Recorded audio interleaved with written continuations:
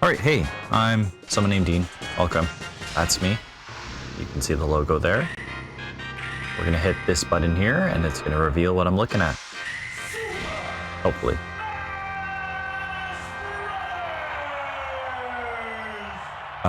Cool. Is the compression rate just really awful? Here, let's see. Yeah, the compression rate's a little scummy on my part. Huh. Ah, well, it is what it is. Okay, hey, we're looking at Smash Bros. A little bit more to it than that, but let me explain here. It is the... It's the 10 subscriber special. I got a comment from someone today. It was like, hey, I'm your 10th subscriber. You better do a number 10 subscriber special. And by golly, that person was right.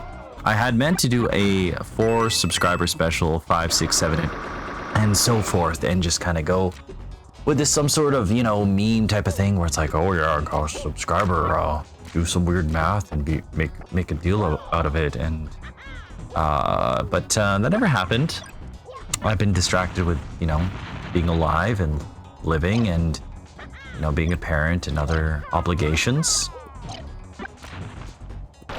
And I just never got around to doing those things. So, I don't know. Comment reminded me, hey, you gotta do that special. So here we are. So let's hit this button. There we go. And yeah. So the reason we're looking at Super Smash Bros. 64 is because in the theming of 10 subscriber special, I thought, okay, what are some number 10s that occurred to me in my life in relation to video games, and maybe I can turn that into an episode of something. So at first I was like, oh yeah, I gotta do the top 10 of something. And unfortunately, I'm not really one for lists. Like, sometimes I think, oh yeah, out of the top 10 narrative video games that have impacted me, I can say like Soma is up there, but I don't know the other, you know, entries of that list. So that wouldn't work. And plus, look at 10 games would be just too much for a guy who just helped put his kid down to bed and whose kid is sick, and I just worked today and I should be going to bed in 30 minutes, but I won't be. Anyways, so I was like, okay, what's a game I played when I was 10 years old? Let's go with that. Smash Bros. There you go. So let's take a look at it. I know, a long-winded introduction, but that's what I do. And it hasn't been too long since I played Smash Bros. 64. My brother hooked me up with a, what was it called? It's the Smash Bros. That has Gomon and a bunch of other characters. It also has, like, I think Wolf, Falco, all N64 characters. Can't quite remember what it's called. It'll come back to me. And you know what? One of these days we'll do that. Actually, what is that called? Smash 64 modded. Smash Remix. Wow, I don't know why I could remember that, but you know what? I'm whack with poo brains, I guess. Anyways, yeah, so I was playing around with that a little while ago, not too long ago, just messing around with that. I think it even has Conquer, but more on that another time. For now, we're looking at a game I played when I was 10. So for, yeah, some context, when I was a young kid, had an N64, I didn't really have a PlayStation. I did not have a PlayStation. My friends had PlayStations. I did not. I had an N64. And unfortunately, the price of cartridges were very expensive. I didn't have too many N64 games. But I was thankful for what I had. I had a lot of Super Nintendo video games, just not N64 games. But perhaps to offset that, for the lifespan of the entire N64, I swear we were renting a video game every week from, I guess, whatever mom and pop store that was around around the corner of our house. I don't even remember what it was called. Save on Video or something? Nowadays, it's a dollar store. No, it's not even a dollar store. I think it's a farmer's market. It became a dollar store. Then it became a farmer's market. But before that, it was a video game VHS store where you could rent video games. And I remember one time we went in there when I was maybe 7 or 8. And I was with my dad and we were looking at movies. And he's like, oh, look, it's Star Wars. I'm like, what's Star Wars, Dad? It's like, you haven't seen Star Wars? It's like, no. It's like, I'm going to rent them for you right now. And he rented the entire Star Wars trilogy. And granted, it was kind of a silly question on his part to ask because he was my dad. He should know if I've never seen Star Wars or not. But I don't know. Maybe I saw it somewhere else on TV or something.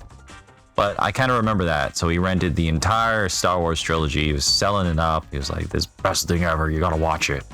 Meanwhile, he's like renting these VHSs. And I see these like little miniatures on the counter of the VHS rental place. And I didn't even know what the franchise was. I saw this like little pink figurine, this guy with like a ribbed muscle shirt and yellow tipped boots and blue sleeves and white gloves and spiky blonde hair. Turns out this place was selling Dragon Ball Z figurines before I even had any idea what Dragon Ball Z was. It was like Majin Buu and Trunks and Vegeta and all that. I don't know, just odd memories I think about sometimes when things remind me of them. But anyways, back to this. Yeah, this would have been... I actually just messaged my brother. I was like, hey, I don't remember what N64 games we actually owned. And chronologically what they were, but I think I've worked them out. I can tell you at least Mario 64 would have been the first game we played. Shadows of the Empire would have been the second.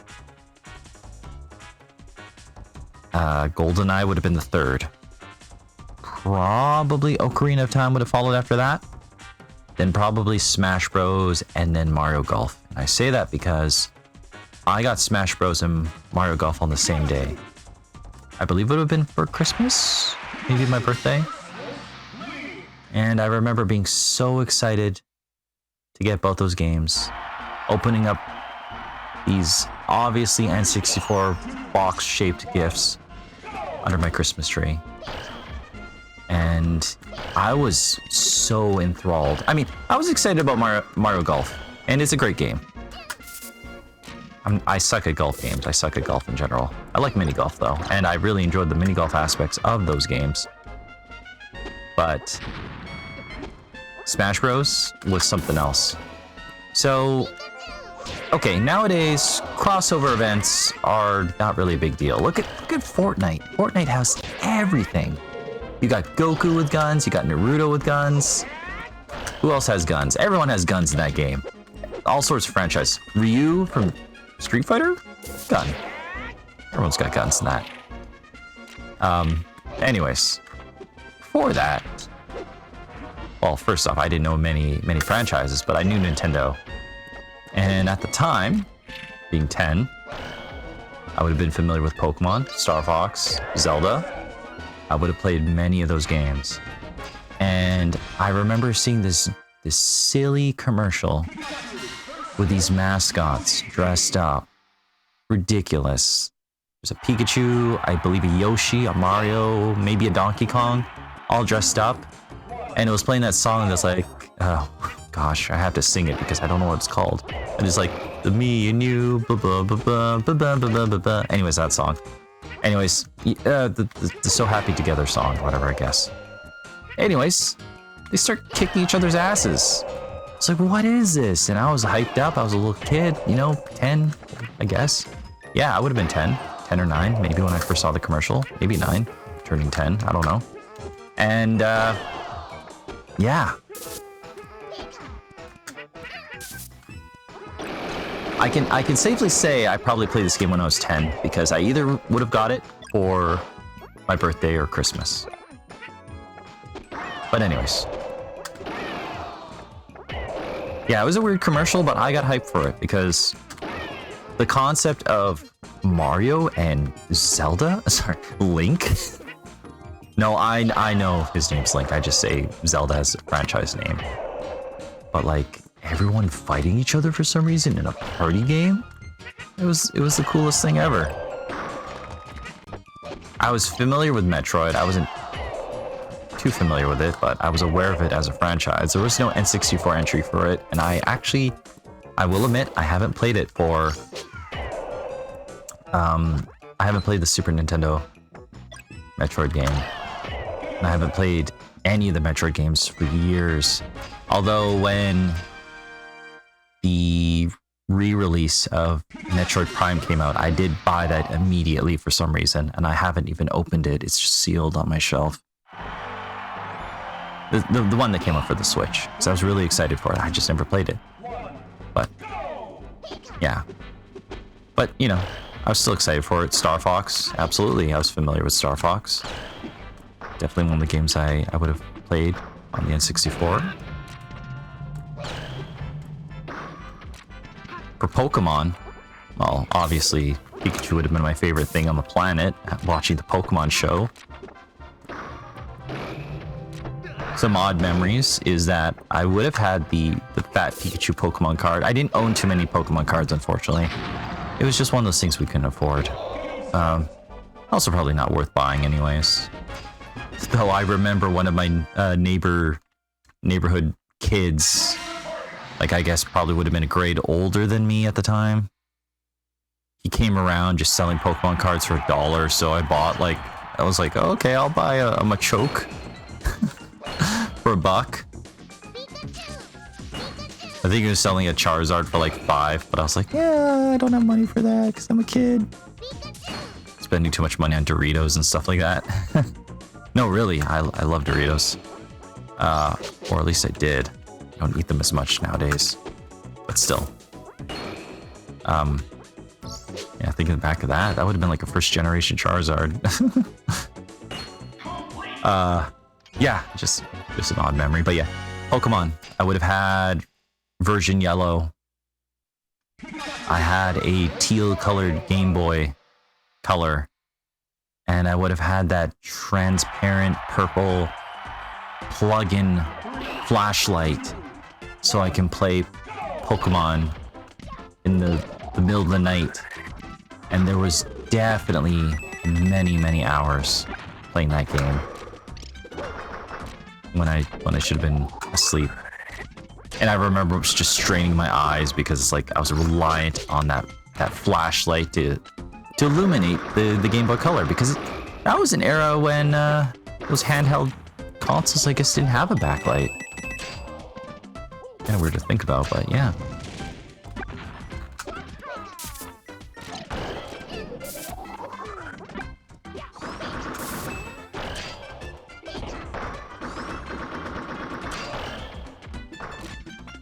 But anyways, my rambling aside, I was very excited to play this game, and I was just so thankful for my parents to get me Smash Brothers.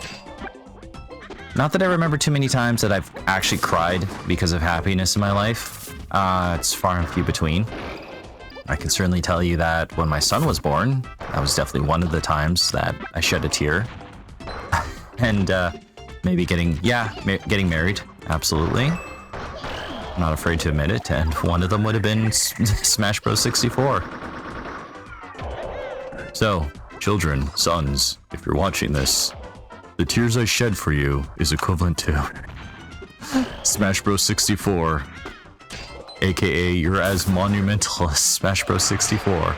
Remember this. Anyways, I don't know where I'm going with that. Oh yeah, good old Luigi, just murdering everyone, am I right? Anyways, right.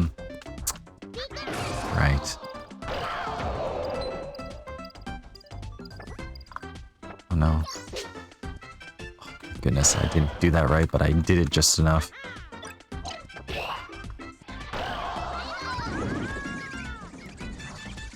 But yeah, as a franchise, I love Smash Bros. Am I good at it?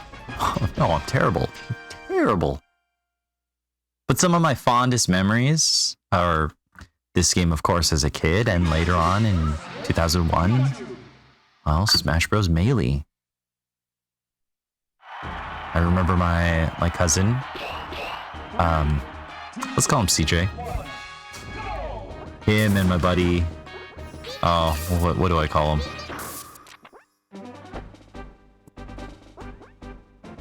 See, sometimes when I refer to people on this show, if you will call it that, I don't really call them by their name. I give them a code name.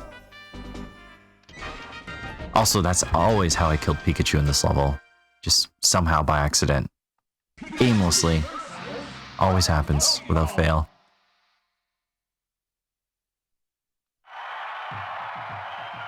You know what? I'll give him a code name as Fox. Because he would play as Fox, my cousin CJ would play as Falco, if I remember correctly. And they would play Smash Bros. All the time. It was quite the event. There was nothing more satisfying just hearing the clicks of those GameCube sticks throughout the night, you know. Just like that. And you know, because of that, I would always refer to controllers as sticks. So it's like, yeah, you got any sticks? Because it would be like, you know, that sound. Obviously, it's not as satisfying. It's not the same when it's the N64 controller. But yeah, those are some good times. Way too much Smash Bros. But I would not have traded those memories for anything in the world. Yeah, some of my best memories were like, oh yeah, you know, like I said, let's call him Fox for the context of this video. And in the event he's like, hey, I don't want you to refer to me in the videos. That's where I'm going with that. But anyways, yeah. He'd like come over, my cousin, we'd just be playing Smash Bros all night. Obviously, I'd be like the worst out of them, so I would eventually give up. I'd play as Roy for Melee. Still play as Roy for Ultimate. Still not good at the game. Still love it though. Yeah, those are some good times.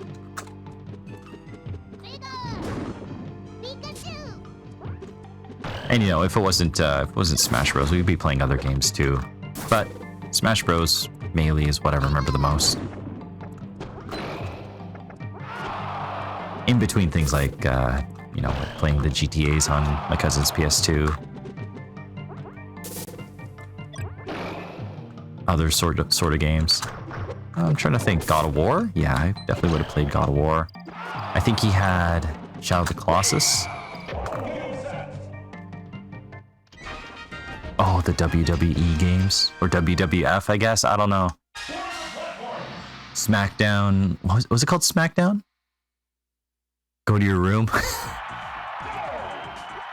SmackDown, do the dishes. I can't remember what it's called. SmackDown. It had like Booker T on it. Was that his name? Man, it's been so long since I watched wrestling. Though it's always awesome to see like John Cena doing something. Just growing up, I thought he was the coolest. He's still pretty cool.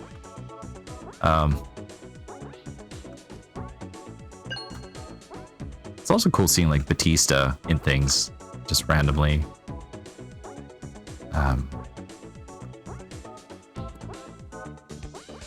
You know, these personalized target levels and platforming levels, I really wish Smash Ultimate had them.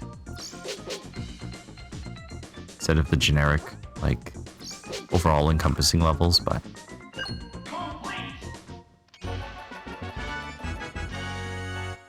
These were neat because they kind of taught you to practice the abilities of your character.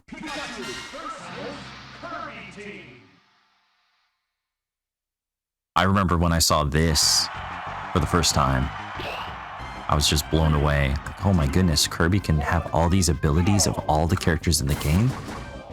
And it only got crazier from there. But I guess, as you know, Sakurai, who helped develop Smash Bros, well, he made Kirby as a franchise. So I guess it kind of makes sense that Kirby would get a little bit more attention. Oh, I'm getting my butt whooped.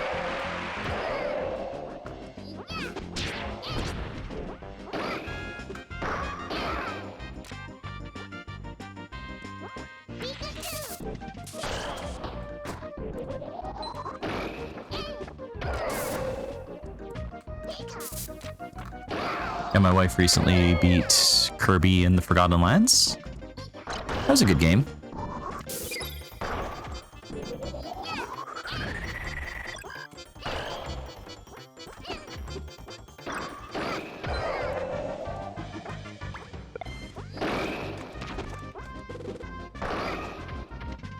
I'm very button mashy when I play these games, which doesn't help.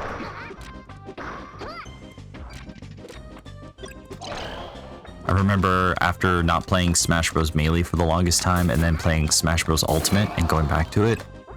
I don't know, there's some sort of input lag when it comes to Smash Ultimate. So when you go to Melee, it's just like, oh, I don't remember to play this game. I think if you time the blast of this gun, you could just carry an enemy off level very cheesily.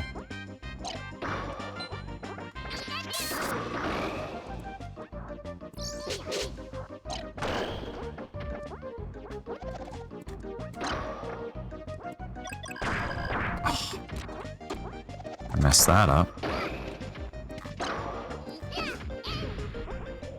So yeah, if anyone's watching, whoever, whenever you are, I hope you're having a fantastic day. I'm doing good. Had a bit of a busy day today. Also, these Kirbys are kicking my butt. I died twice to them. I don't know if I've died to anyone else yet. Yeah, I had an okay day today. Work's been okay. I made a pretty significant mistake at work today that I'm not proud of. It was a result of being overly confident and thinking I knew what I was talking about when it came to decals and the legality of them and how to arrange them on a trailer. And I got some people to redo some decals, which were a pain in the butt. You know, I'll just say it, conspicuity tape. It's the red and white stripes of a trailer. You know, like the warning hazard decals that illuminate when you shine light at them. Like the high visibility stuff. And the circumstances are this. We got a show trailer. Someone new put the decals on differently than what we normally would do. And I figured, oh, they didn't look at the book. I look at the book, the work booklet. It's missing pages.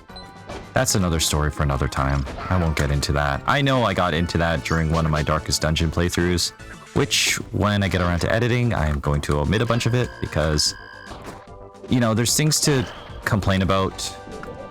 I feel like even though things are changing at my work, possibly for the better, I don't think it's up for me to air out any dirty laundry. It's just not professional. So I will omit that stuff. But anyways, the work instruction booklet didn't have work instructions. So I was like, okay, all right. So I don't have it there. So I'll just refer to the one we used last year. Well, it turns out it had been revised since that last year, which makes sense. But there's also reasons to not think that, and that's also just another thing I won't get into. But yeah. So what I should have done to protect myself and also not waste anyone's time is I should have just gone ahead and double checked it, not knowing if the prints had changed or not. Of course, naturally, the only way to be able to access that print would have been to, you know, find the print I had from last year, but that's just another thing. But anyways, I got called out on it, even though the circumstances are very kind of complicated and convoluted of how it happened. And I felt like I wasted everyone's time as well as money because you have to factor in the hourly rate that everyone's getting paid and how difficult it is to remove these, you know, pieces of tape. You'd think it wouldn't be much, but these pieces of tape they're very resilient, they're very adhesive, they splinter into like little hexagons or whatever when you try to tear them if you're not careful, depending on temperature and all that. Especially if they've been stuck to a trailer for a couple days. I don't know. Maybe I like to follow my sword a little too much and I don't know. I can't be hard on myself. It's very circumstantial. For what it was worth, I thought I was doing everything right, and I thought I was doing the right thing by telling them that, hey, you know, you gotta fix that. And it's not very often I'm of the sort to be like, hey, do this, without verifying the information. It's very seldom. Normally I'm like, I better get a second opinion. Because I don't like to be that bossy person. I don't like to tell people they're doing something wrong unless I can verify it or show them. And in this instance, I was so overly confident. I was like, yeah, you're doing it wrong. You gotta do it this way. This is how we used to do it. And then I was wrong. And, you know, in the grand scheme of things, it probably didn't cost the company too much, but it still sucks that I did that. Or, you know, circumstantially, it happened that way. What I should have done was, hey, be like, hey, supervisor, this instructional booklet is missing pages. That's how I should have done it. They could have printed a new one or made sure that the work instructions were there, and then we would have been able to refer to the document and realize, oh, things are different. But it is what it is, and there's no point in dwelling on the past. I admitted to my mistake and moving on.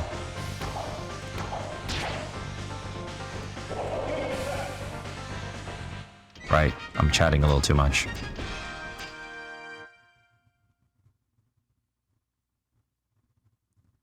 And of course, as a kid, I remember fighting Metal Mario. I was like, oh, Metal Mario, he's like indestructible. After, of course, playing Mario 64 and getting the metal cap and being able to just run through enemies. Well, luckily, he's super heavy, so as long as you get him off the stage, you're set.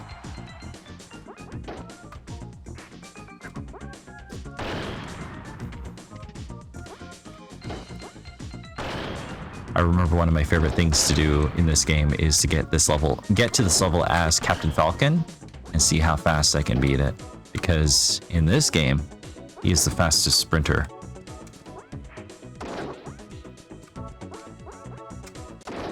Also, one of my favorite things about Smash Bros. Ultimate is when you first play it, provided you don't have the DLC characters, but if you bought it like day one, your roster is only Smash Bros. 64 characters, and you have to eventually unlock everyone. 3, 2, 1, go! Actually, I have a story about Smash Bros. Ultimate, which really doesn't tie into this, but I'm gonna share it because it's a fond memory of mine, even though it's kind of a silly one on my part. But so when Smash Bros. Ultimate was coming out, I was very excited for it. I took the day off. Basically, yeah, took the day off so I could like line up and get my pre-ordered copy of it. And so at the time, I just went in ahead of schedule before the game was launched, and I put like $10 on it or something like that. And then the day it came out, you know, I waited until the store opened with my buddy, Pooh. I was like, yeah, Smash Bros. Ultimate's coming out. Let's take the day off and let's play Smash Bros. All day. And we did, and it was awesome. But I didn't realize, you know, I go to pick up my copy, and it's like, oh, here you go. I was like, oh, that was very affordable. I don't have to worry about paying the rest. I was like, oh, you know what? While I'm at it, I'll just get this amiibo of Ridley and Samus. So I did. But as we're walking out of the mall, my buddy Pooh was like, "Hey, did you notice anything?" I'm like, "Oh, what?" I don't know why when I'm impersonating myself, I'm just not using my regular voice. I'm doing like a screechy voice like this. I guess that's how I imagine I sound for some reason, even though I'm a lot more nasally like this, I think. Anyways, I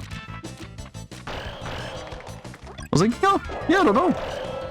Didn't think anything of it.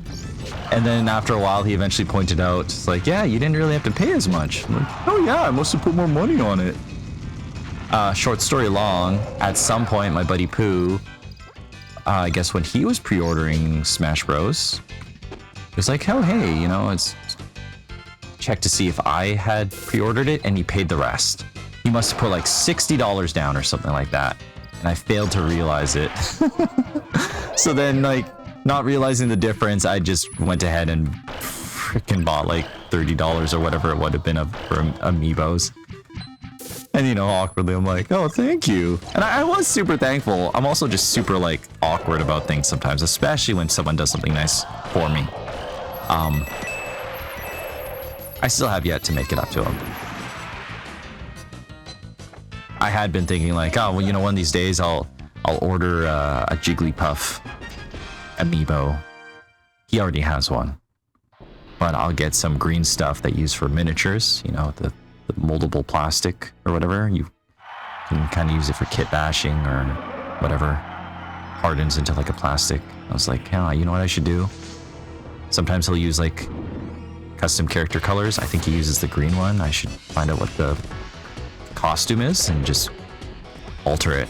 Or I was thinking I'll get Donkey Kong and I'll paint it pink, because normally when he plays Donkey Kong he'll use the pink costume, which I like to refer to as the pink dong. Yeah, my buddy Pooh, I would have played Smash Bros. Melee with him, and it was probably the only time I was ever actually able to beat someone in Smash Bros. But he transcended and became godlike. And, you know, if I ever want to lose weight or get stressed out, I will play Smash Bros. With him. It's always a good time, but he's so good at it. Whereas I haven't leveled up. I'm basically, I've become Krillin, you know? He's like Goku with like Ultra Instinct. Or like Neo when he becomes the One. But still, you know, I still love playing Smash Bros. It's actually what we ended up doing for New Year's. I'm going with my buddy Scott and Val.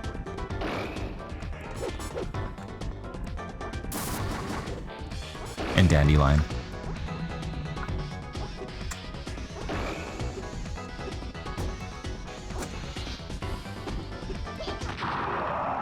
Come to think of it, I should have just called my buddy Fox from the story earlier, Lycos.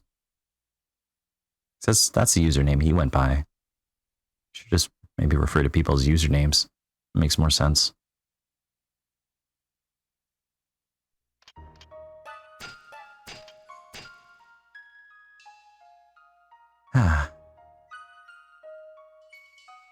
Yeah, this takes me back. Of course, it also takes me all over the place for various reasons, because Smash Bros. Is a franchise I've played throughout the years. Smash Bros. Brawl. I liked it. It was silly slipping all over the time. You know, when you're playing the game, for some reason, everything had like invisible banana peels. Or whatever was going on in that game, I don't know. But I remember the first time we played the game, I left my Wii, I think at my cousin CJ's, and I think the game was on for like 24 hours straight. I remember looking at like, whatchamacallit, like the records, you can see like the longest gameplay session. No, I think I just looked at overall playtime and did the math. I was like, well, if I bought this yesterday, this hasn't been off since then. And it hadn't been.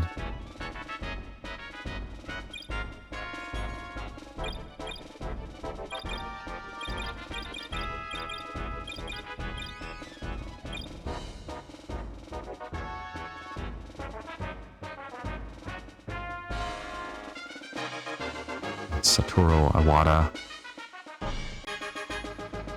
Yeah, there wasn't quite a company president like him. When Nintendo was doing bad, he took a 50% wage cut so he wouldn't have to lay off people knowing that they had families. And I believe the story with this game is he stepped in to help program it. Kind of nuts. Jigglypuff. Yeah. So, in addition to Jigglypuff, or in addition to Donkey Kong, my buddy Pooh plays Jigglypuff really good. And when I try to play as Roy, as either of those characters against, you know, the Pink Dong or Jigglypuff, I just have a bad time. That's because Roy's recovery is just kind of not so good. Plus, I don't know how to play it properly.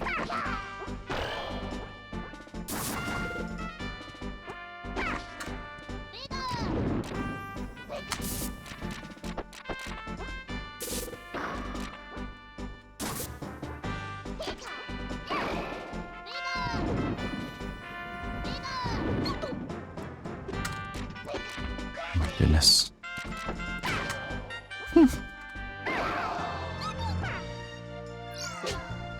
Oh no. Oh God.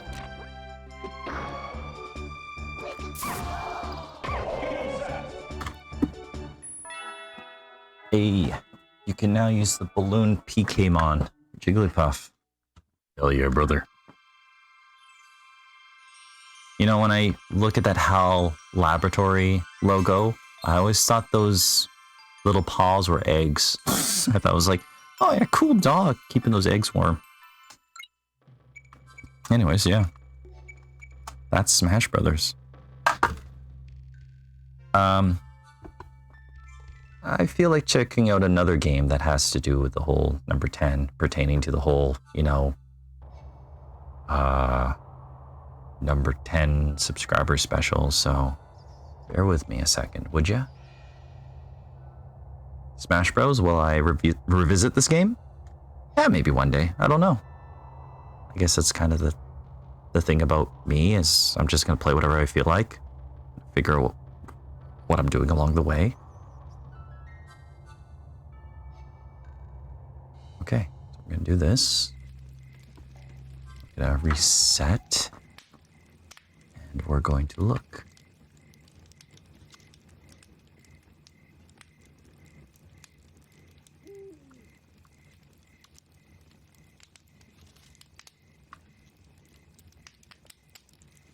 Okay, so the reason I'm loading this game, because I am not sure 100%, but I believe this to be the 10th N64 game that we owned. And I didn't confirm it with my brother, but this is what I'm gonna do. I'm just gonna play it anyways. So. At least for a little bit.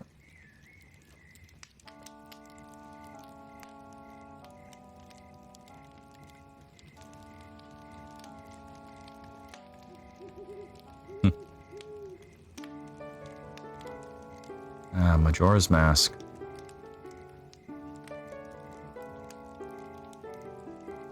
Very interesting game. Probably one of my favorite Zelda games, which is kind of a bit of a divisive opinion for some, because the structuring of this game is so strange when compared to the other entries. You have 3 days to do a bunch of stuff. If you don't save, you lose your progress. You save by essentially resetting and going back to the beginning of all the events that happen of the 3-day cycle. As you play the game, you unlock things, you keep them, usually things like money reset, ammunition resets, but there's ways to, you know, offset that. Get a bomb mask that can explode and act like a bomb. You can put money in the bank that for some reason this banker isn't affected by the passage of time resetting, so you can always pull out money, or if you remember where money is, there's actually a couple spots even in the town here where you can get like a couple 100 rupees. So there's, you know, you play the game, and maybe for me it was a bit of a precursor to how I would have played like, you know, roguelike games later on. Not pure rogue games, the roguelikes where you save some of your progress and continue.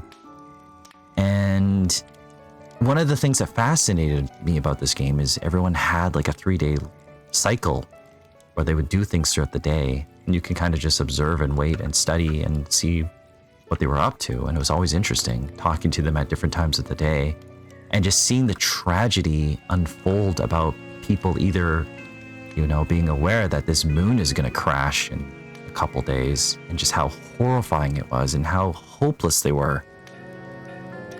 And that's where you come in as Link, help save the day and, you know, prevent this nightmarish Groundhog Day from happening. And yeah, there's many tragic stories. Oh yeah, I forgot this only has 2 save files. I always thought that was strange. Playing this game was like 2 save files, but Ocarina of Time had 3.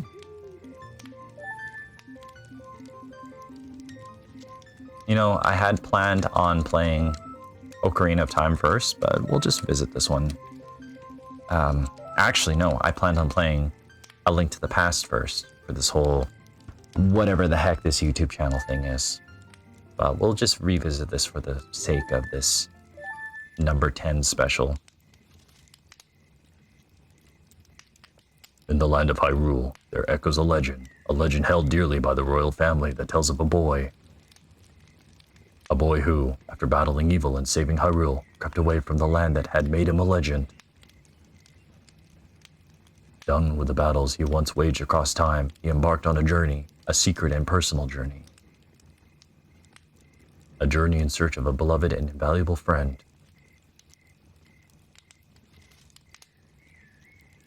A friend with whom he parted ways when he finally fulfilled his heroic destiny and took his place among legends.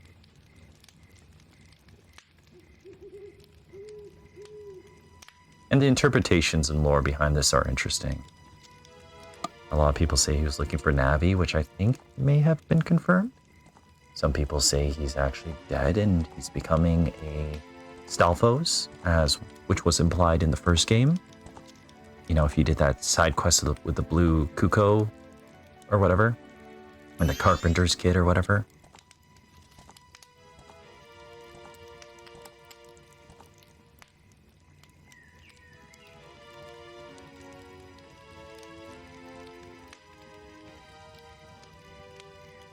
I am playing this on innate and 64 hardware, and thanks to my cousin CJ, who I've mentioned before, I'm using lossless scaling to help at least boost up the a little bit of the resolution, but primarily the frame rates. And I had to do some sort of janky shenanigans to make it work with this capture card and OBS. Hard to explain, but basically I broadcast the output of the capture card onto my main monitor, and then my recording / streaming output is the overall scene, which is going to have the overlay and all this stuff. But I can't actually select OBS when upscaling the resolution. So basically I'm recording the output of my main monitor, but in addition projecting just the output of the capture card, which OBS is then capturing again. I know that doesn't make any sense. I'll have to show it one day. It's kind of a weird workaround to make it work for what I have in terms of my setup, but it works. So if I look at my capture, the frame rate is a lot more crustier than what I'm currently looking at. I wonder if he has anything good on him. Huh, this guy. Well, that shouldn't be a problem. Guess the implication is they know each other. I've always wondered if this is the kid, Skull Kid, from Ocarina of Time, which you sell the skull mask to, who has unfortunately put on this accursed mask. And I won't lie, I've always wondered, what would happen if Ganondorf came across this mask? Ooh, what a pretty ocarina. Hey, Skull Kid, let me touch it. I want to see. You can't, Tail. What would we do if you dropped it and broke it? No way, you can't touch it. Aw, but sis, why can't I try it out, too?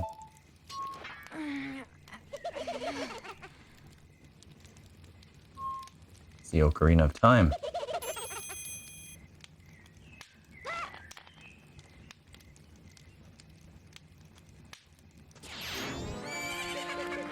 He steals your horse. And then you grab it and get dragged. That would suck. Oh, the road rash you would get. Road rash is bad. Very easy to get infected. Hey, if you ever get road rash, do something about it right away. Clean it up. I've heard many horror stories about road rash.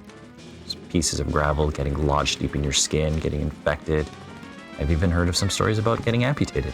Anyways, that's a fantastic thought. Let's continue. Majora's Mask. Pretty sure this was the 10th game I bought. Because if I look at my collection of games, the 11th game apparently I would have bought. And the reason I only know this is because I have some of my N64 games from my collection. And I know it sounds weird. Like, oh, how are you playing this game? Is lossless scaling increasing the FPS as well, or just upscaling the video? A little bit of both, which I really appreciate. So like, on my main monitor, I wonder if I could just show it to you. I might as well just try. Hold on. Hold up. Let's see if I can just do something awkward here.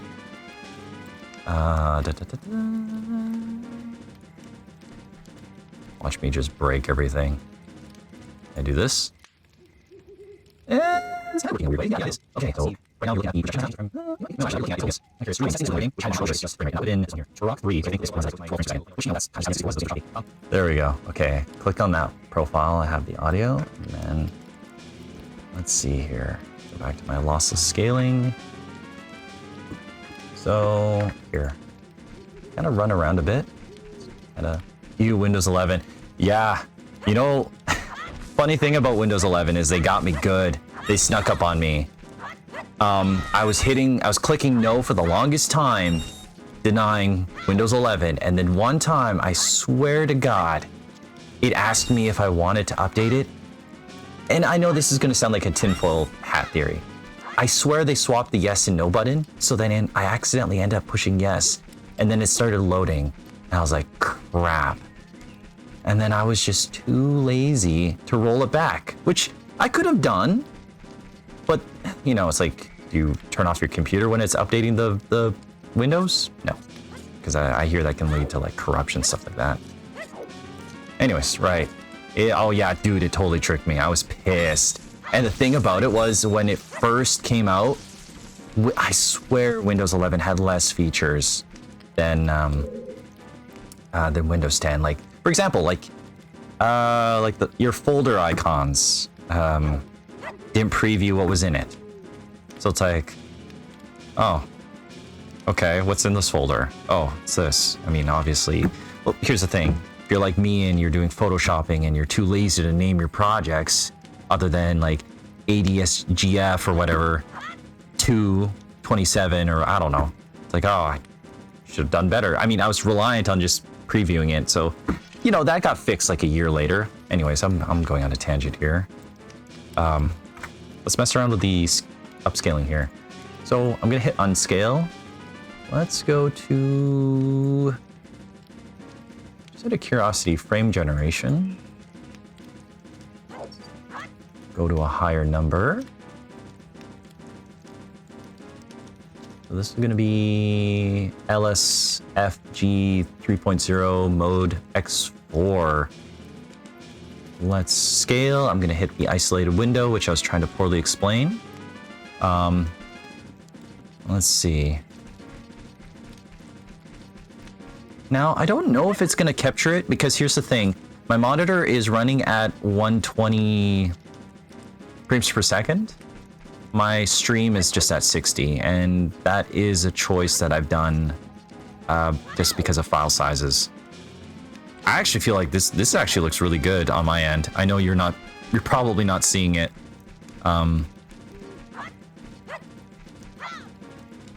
Texture-wise, I feel like I'm kind of seeing the, what do you call it? Anti-aliasing, like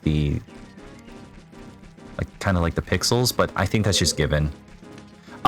Part of that also could just be because of my capture card. There's like a bunch of OBS filters I had to apply to make it work, at least to my liking.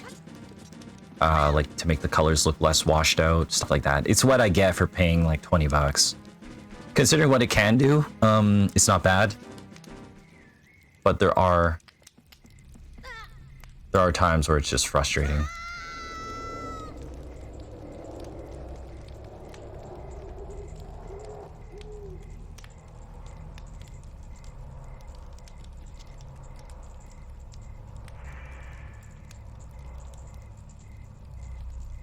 Yeah, I'm not sure you're gonna even notice anything.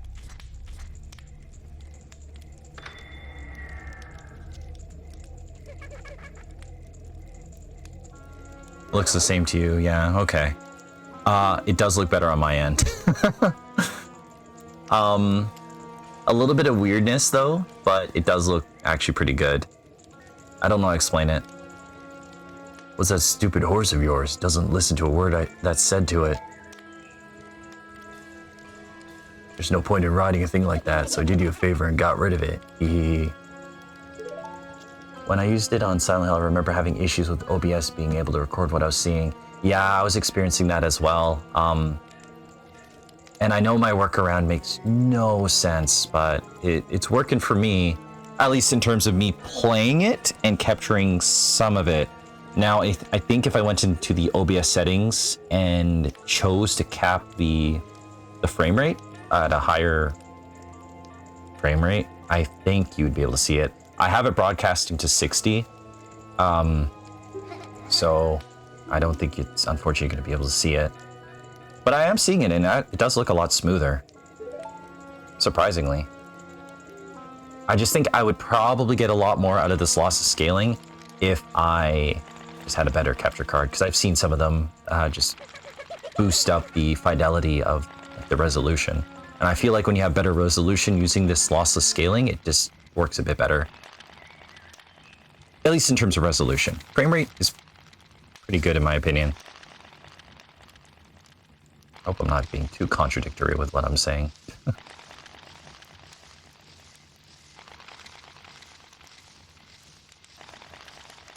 Sorry. Frame rate boosting with lossless scaling via Steam is pretty good if the game has at least an alright frame rate. This game seems pretty good. When I was cranking it up on Turok 3, which is extremely choppy of a game, awful. This game, pretty good. Probably Smash Bros. 64 would have been really good too. I think that game has a really high frame rate.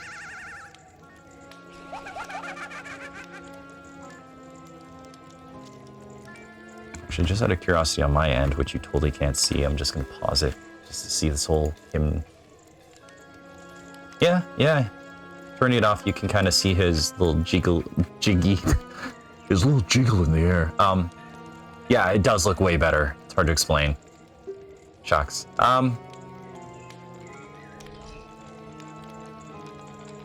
It does work pretty good. I'm pretty happy with it. I just have to be kind of experimental and all that when it comes to, I guess what application I use.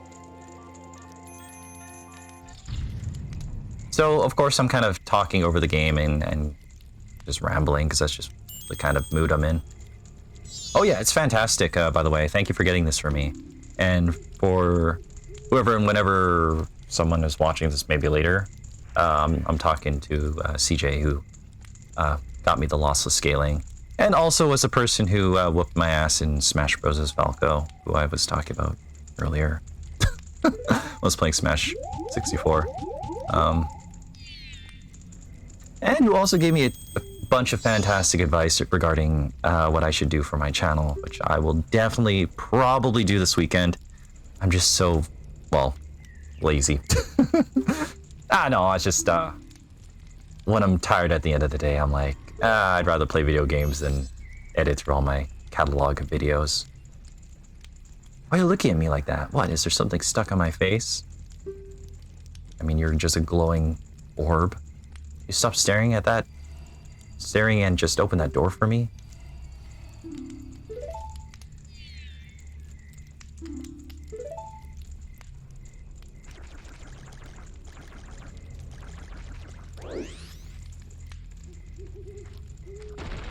Oh, one thing I do notice about cranking up the resolution of the lossless scaling is it does kind of increase the latency. It kind of messes me up a little bit. But after playing for a while, you do get used to it. I don't know how to explain it. However, there is already latency with this scummy $20. I keep saying the word scummy. It's okay. It's a $20 capture card. I really can't riff on it, considering what it can do. Sometimes it does fail me. I was trying to get it to work for 5 minutes before doing the stream. I was like, okay, turn off the console on and off. Okay, unplug it in and out. Okay. Like pace the room for like a little bit and then it started working. I'm like, yeah, that's what you get for paying 20 bucks. Hey, wait for me. Don't leave me behind. So, that stuff back there. Yeah, you know the part where we cursed you, stole your horse, stole your stuff? I apologize, so take me with you. You wanna know about that skull kid who just ran off, right? Well, I just so happen to have an idea where he might be going. Take me with you and I'll help you out. Deal? Please? Don't even say anything. But thou must! Yeah, FrameGen introduces more latency. I'm using a cheap capture card as well. For the price, they're great. He's paying like $200 for Elgato's. Yeah. I was like, oh man, I should totally look into Elgato. And it's like anywhere between 200 to 400. A buddy of mine was saying that he got an Elgato and he was really happy with it. But it's an investment. And then I've also heard it's like, oh, you don't need an Elgato, you can get this brand. Elgato is just for hobbyists and blah blah blah blah. And, then you get to the whole like elitism type of thing, where I don't know personally. But from what I understand, Elgato's good. Apparently, there's some other competitors which are slightly cheaper. Either way, though, they're all kind of like pretty expensive. Maybe one day, though. I already shelled out enough money as it is getting a newer video card. Which I find extremely ironic. This is like, oh man, I want a new video card. And here I am, just playing N64 games or Super Nintendo games on it. But you know what? It got rid of the audio crust issue I was having for like the last year, which I am super thankful for. So, you know, for those who may be watching, when I first started doing this thing, during 2024, a lot of my recordings had just scummy audio crust that I would never notice during gameplay, only when I was reviewing footage, and it was always sporadic and very, very frustrating. It seems like maybe it was just either an encoder issue or, I don't know, just got a new video card and it fixed it.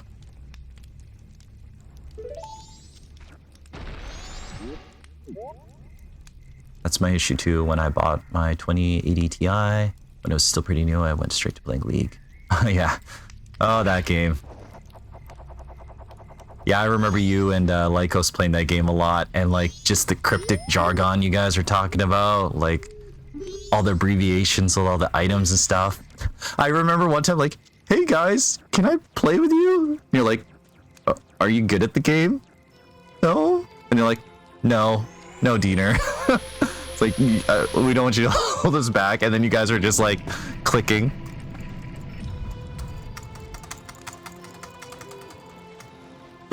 Good times. But then I remember watching you guys play, and I'm like, yeah, I couldn't keep up with them. They're moving so fast. It's basically doing like Krillin and Piccolo grunts from like Dragon Ball Z. Impossible. They're so fast. For like 3 episodes. The game has owned my soul for 12 years now. Fair enough. Yeah.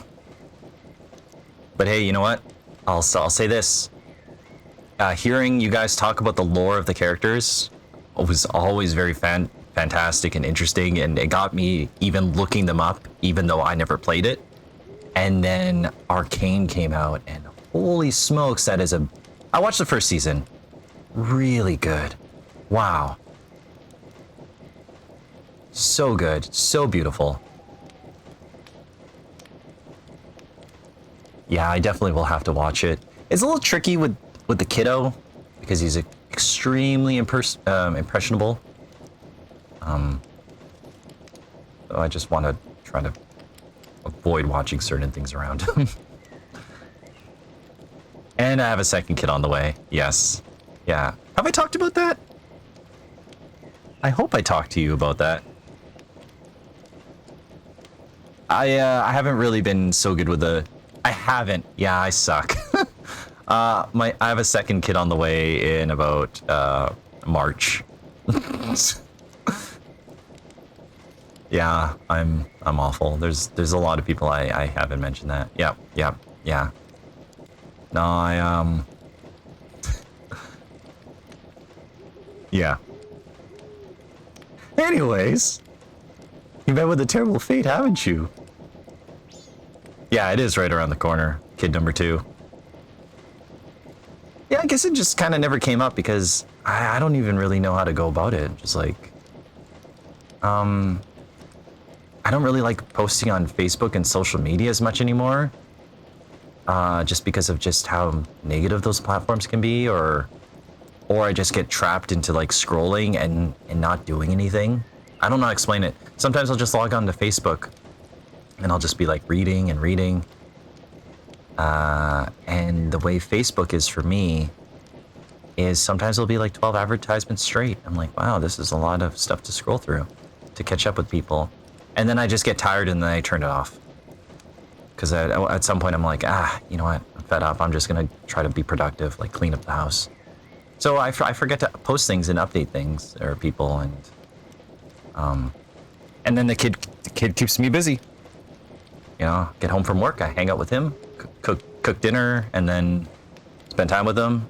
And then, you know, sometimes I try to step away and, you know, play video games and stuff, but then I get guilty where it's like, you know, I gotta spend time with my son because he's up the stairs going, Daddy. I'm like, yeah, I guess I should spend time with my son instead of getting cigarettes or milk or whatever. Anyways, I own the Happy Mask Shop. I travel far and wide in search of masks. He's from the first game. He's a side character. He's vaguely rumored to have been inspired by Miyamoto, aka the guy who made like Zelda and Mario. During my travels, a very important mask was stolen from me by an imp in the woods. So here I am at a loss, and now I found you. Now don't think me rude, but I've been following you.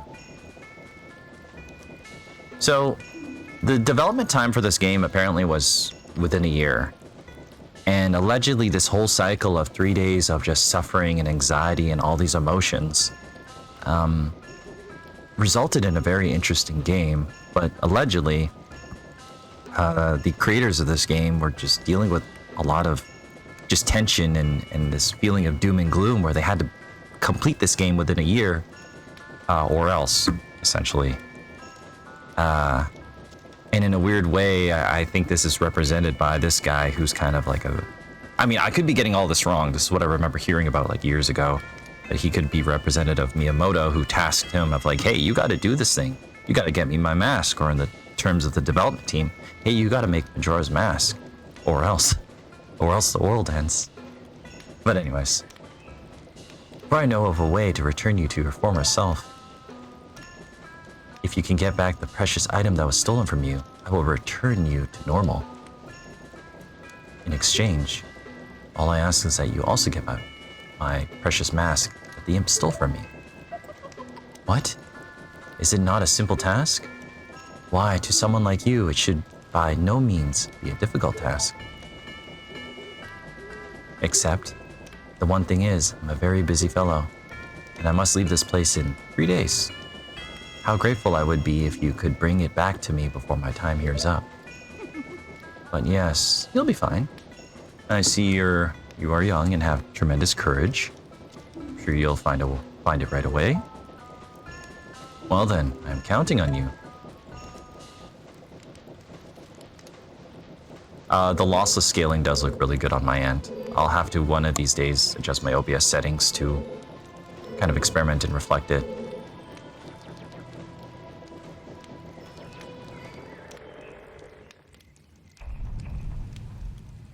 Yeah, dawn of the first day, 72 hours remaining.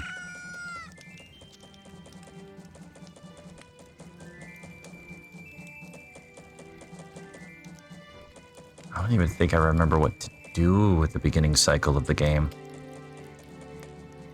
He gives me the creeps that mask salesman's was the... Sorry, just thinking out loud.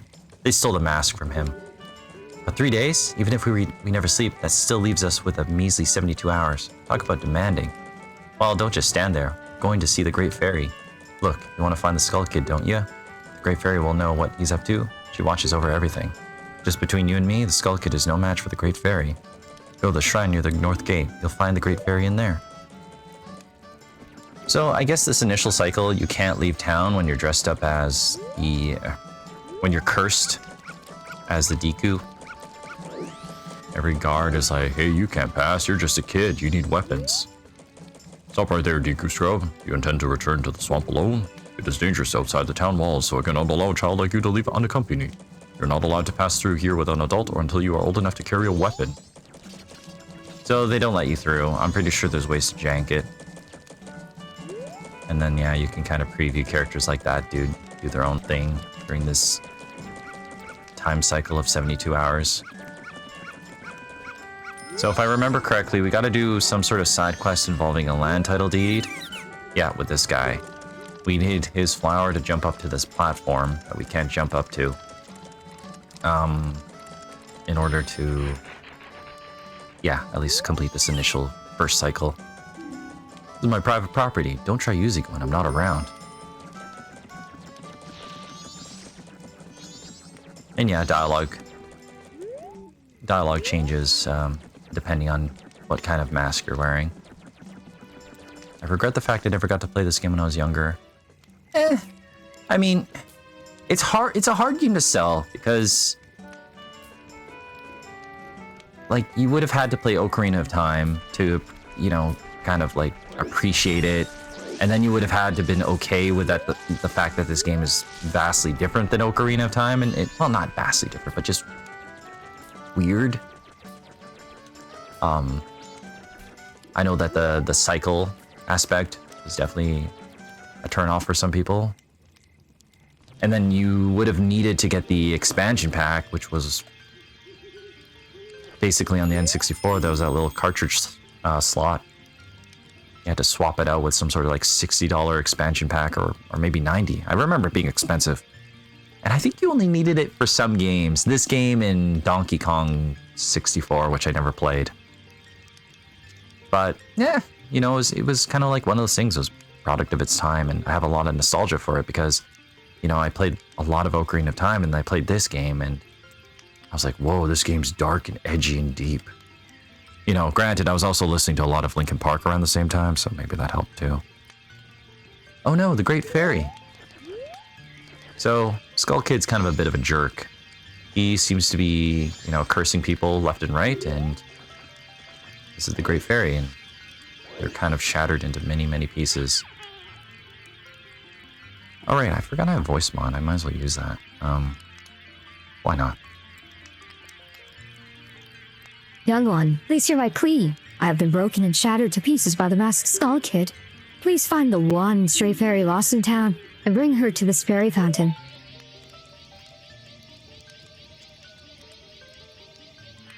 I think you get like healed or something.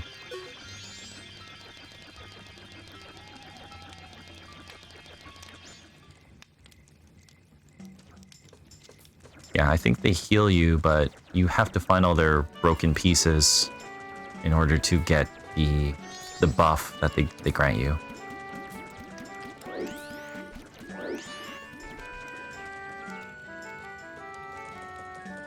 So if I remember correctly, where the fairy is changes depending on what time of day it is and which day it is. I remember we also have to go through here, but we can't right away. Need to say the secret code. Oh, geez.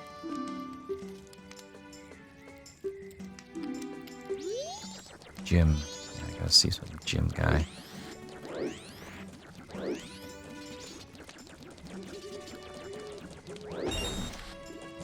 Where is that fairy?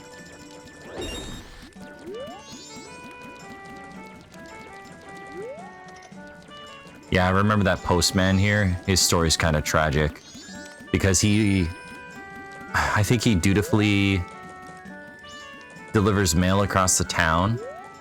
And I think on the last day when the moon's about to crash, he's just kind of just waiting to die. And I think if I remember correctly, he delivers himself a letter where he's trying to give himself permission to leave town. It's so sad. But yeah, I think you can do a side quest where you get permission from the mayor to allow him to like vacate his post, and then he actually flees the town. Whether or not he survives, I don't, you know. I mean, everyone survives if you save them, but it's freaking tragic for a kid's game. Just like seeing this guy like shaking in his house, like wanting to leave, but just so bound to duty that he's just willing to die.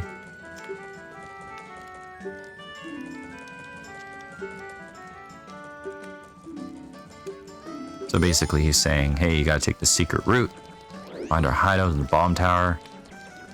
Kind of part of the plot.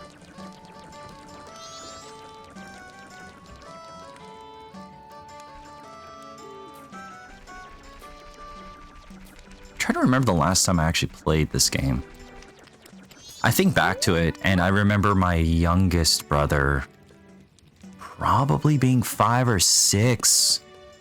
And he was playing this, and I remember playing it with him a bit to help him collect like some of the most obscure things.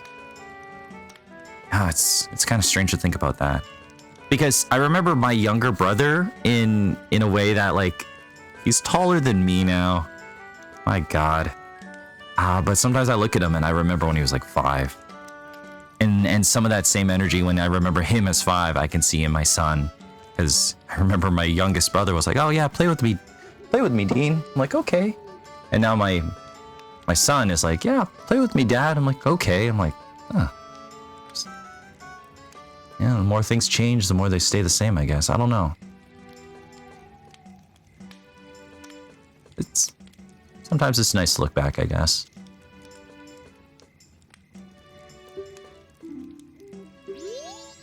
So, he doesn't want to have anything to do with us until we pop that balloon. And in order to pop the balloon, we have to find out where that fairy is. Somewhere around here. Can't quite remember.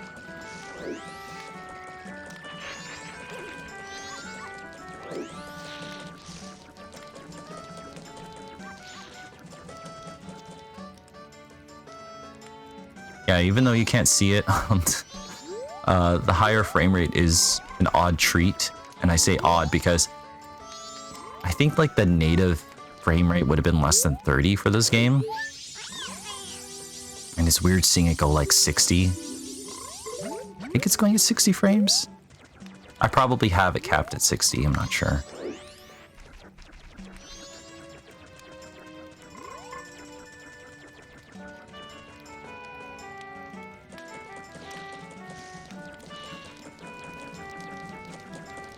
Yeah, this game I would love if this game in Ocarina of Time got some sort of remake treatment.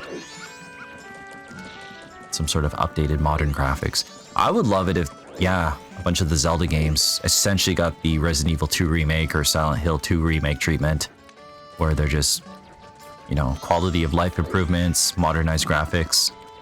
I understand the Switch 2 is around the corner, which will be interesting and neat.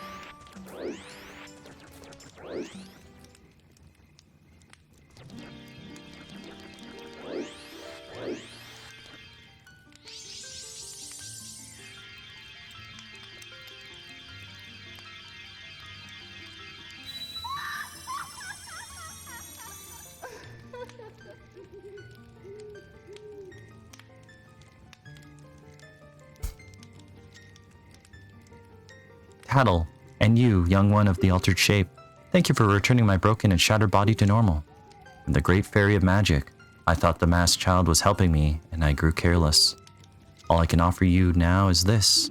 I shall grant you magic power as a sign of my gratitude. Please accept it.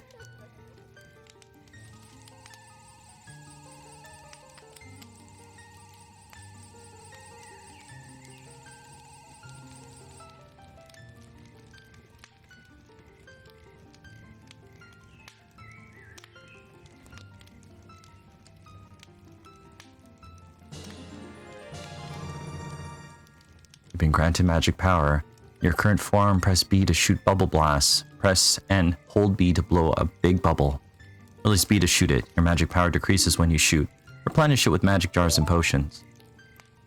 The man who lives in the observatory outside of town may know of the Skull Kid's whereabouts, but be careful. You must not underestimate that child's powers, kind young one. If ever you are returned to your former shape, come see me. I shall give you more help.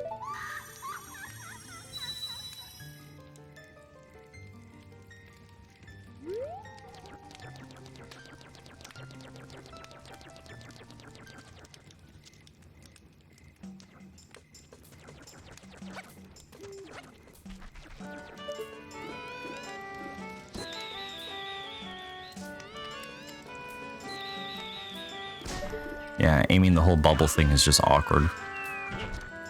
Oh, I don't even know when I shot that guy. That's Tingle, the infamous guy who thinks he's a fairy, but he's probably really, really old. What's this? Green clothes, white fairy? Sir, could you, by chance, be a forest fairy? Oh my. My name is Tingle. I think I am the same as you, sir, a forest fairy. Alas, though I am already age 35, no fairy has come to me yet. Oh man, I'm as old as Tingle. Oh. My father tells me to grow up and act my age, but why? I tell you, Tingle is the very reincarnation of a fairy. Now, while I stand here waiting for a fairy of my own, I sell maps to help out my father. Lucky, lucky, you're so lucky to have a fairy. I know, we should be friends. Yes, in exchange I will sell you a map for cheap as a sign of my friendship. Will you buy one of Tinkle's maps? Sure. It's actually affordable. Well, call again. These are the magic words that Tingle created himself. Don't steal them. Then he blows up a balloon and floats away.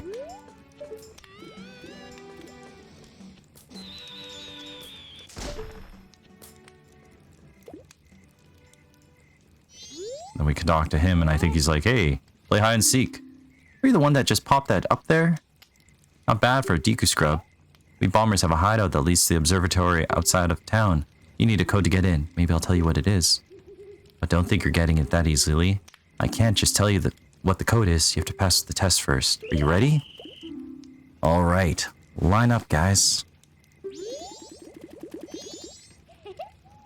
You can find all 5 of us by tomorrow morning. I'll teach you the code. Are you ready?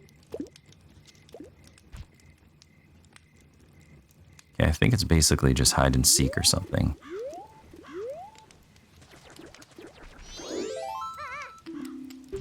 Yep. I think there's one kid in every section. Have you been setting the name of the game you're playing on Twitch? I try to remember, yes. Did I do it this time? Probably not, which is not good. Let me take a look. Yeah. Expert gamer here. Hey gamers. Join me. As I can't even do the bare minimum of advertising myself. 10 subscriber special is what I put. I'll just leave it at that.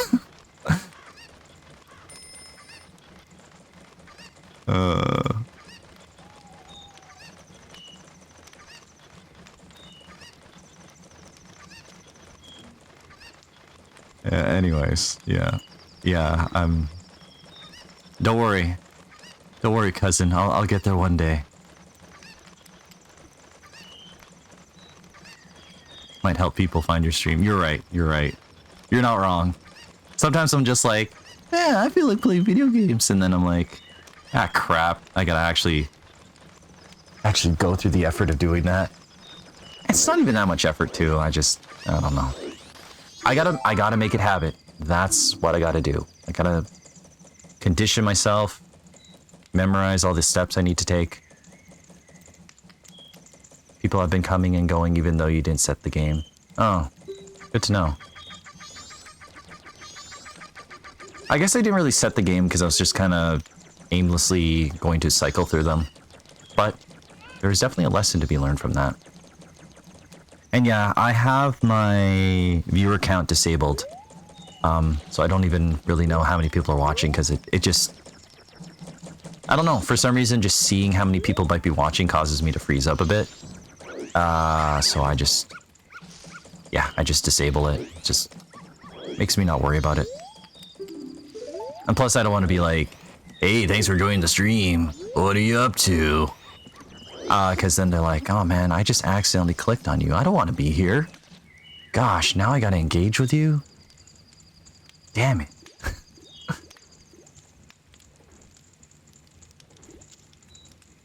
Alright, I'll stick around. I feel bad for you.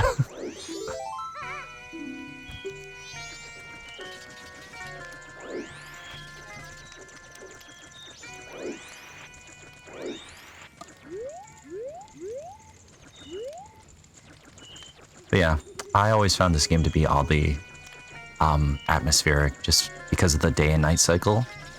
For me, it was probably the first time I played a game where you can kind of observe someone's, you know, quote unquote, like life day and night. I'm sure there's other games, maybe even on the Super Nintendo, that did something similar to this. But yeah, everyone has a routine per se. And you basically unlock things. Can I pause the game? Yeah, I can. I wasn't sure for some reason because it was the beginning. But you have a whole page dedicated to masks, and this is kind of tied to all the side quests. There are a lot of masks. It kind of sucks. You only have 3 inventory slots dedicated to the C buttons here to equip through them. Some masks are purely cosmetic. Some of them you only need to get like a heart piece. But it was always interesting getting masks as rewards for, you know, the side quests, as well as, you know, just filling up this screen here. And then basically by doing so, you get the Fierce Deity's mask, which is the best mask in the game. The downside being you can only use it for boss battles. But it was essentially bragging rights.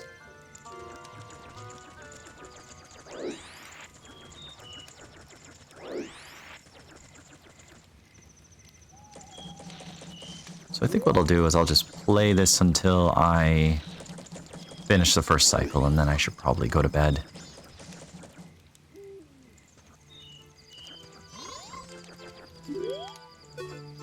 Kid here? No.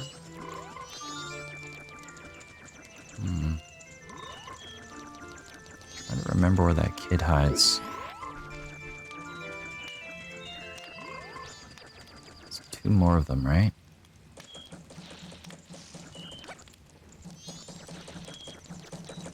Do they hide in buildings? Maybe one's hiding in a crate somewhere?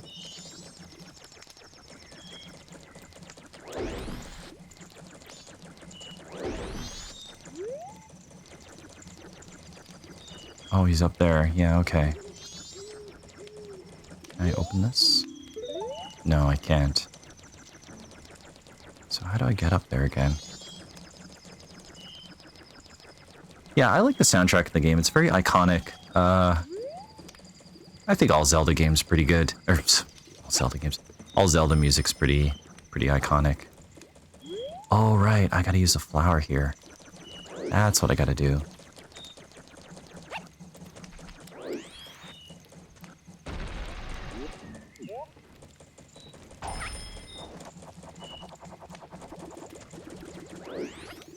Okay, chase the kid. Goodness. This was during an era where you only had the one thumbstick, and to center the camera you push Z. Eventually when we got Nintendo controllers with 2 thumbsticks, it was good.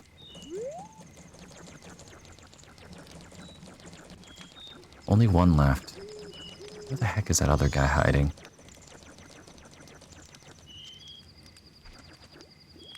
Is there someone up here or hiding around the corner here? It's been so long. Oh yeah, okay, here we go.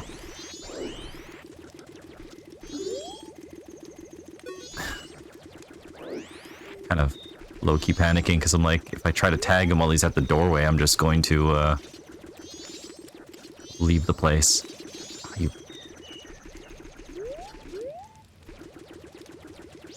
You know, this is like essentially what my toddler does anytime I try to do something for him, whether it's something he requested or not.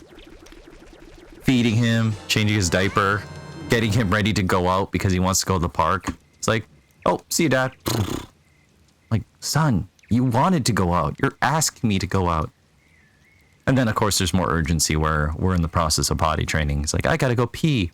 And then he runs away. I'm like, ah, crap. So far, that's been going good, thankfully. Knock on wood. Ah, oh, no way, you finally got me. Pretty good for Deku Scrub. If only you were human. I'm racist. But then I could give you an original Bomber's notebook and make you a member. What do you guys think? No way, no scrubs. Not the first time I've heard that before. I guess not. Once we let some kid who wasn't human join our gang, and boy did we ever regret it. Sorry. But I'll teach you the code, just like I promised. I can tell you only once though, so pay close attention. Are you ready?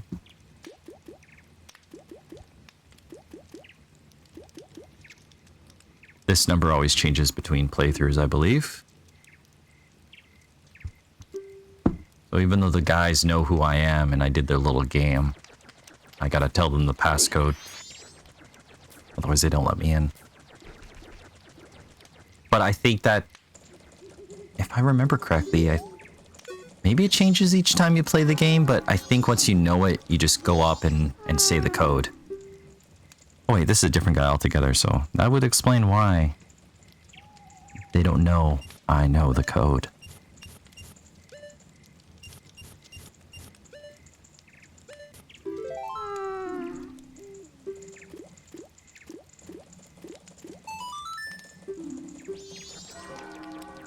But yeah, a lot of the advice you gave me, your cousin, I will definitely utilize. Including properly naming my Twitch streams. Also, I have been thinking about experimenting with the whole, what was it? You were saying double streaming? I was actually watching a guy today talking about doing it. And it was kind of funny watching him talking about like, oh yeah, this is weird. I don't normally stream on YouTube and Twitch. So like I get used to looking at 2 different chats, but well, I got 3 monitors. I'm sure I could figure it out.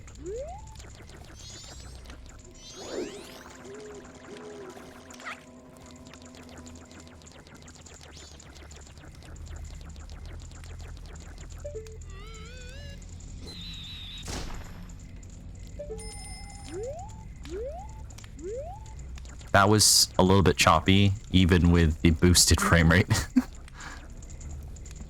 It's like certain things like him or Link moving around looks really good, but I guess if there's certain things that still lag the game, I don't know, I guess it can only carry it so far.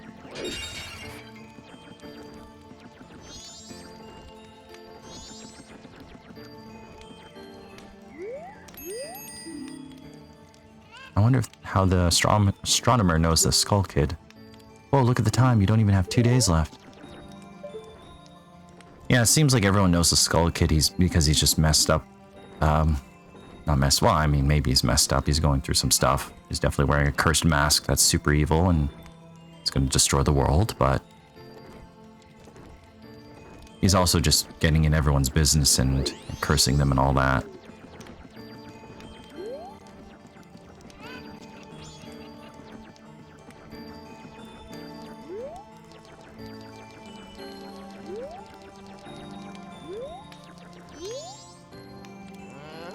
Well, well, a strange-looking child has joined me today. Are you a new friend of the Bombers gang? Your manners seem much better than those of your mischievous friend from the other day. Hurf, hurf, hurf. That ill-mannered troublemaker from the other day said he'd break my instruments. He said he'd steal my moon's tear. There was no stopping him. Even now, just watch him. He's probably causing trouble around the clock tower. Hey, will you gaze into the telescope? Sure.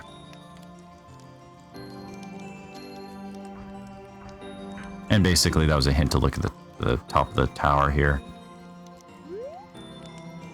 And you zoom in and you see him, he's like, Then I have no idea why you look at the moon and then that happens.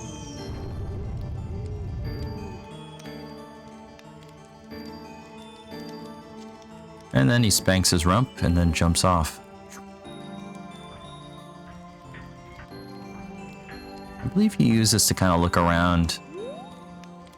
Yeah, you can see that guy kind of waving there. I think if you go there, you find like a grotto, hole in the ground. Guy fishing for coins. I think if you go up to that tree, roll into it. I think there's even a Deku scrub that you have to kind of lock onto while looking through this at some point. But another day. Well, did you find that troublemaker? That loud noise, what was that? Perhaps another moon tear has fallen nearby. Go through that door and take a look outside. But I wonder how that troublemaker got on top of the clock tower. The only way up there is through the clock door, and that opens only on the eve of the carnival.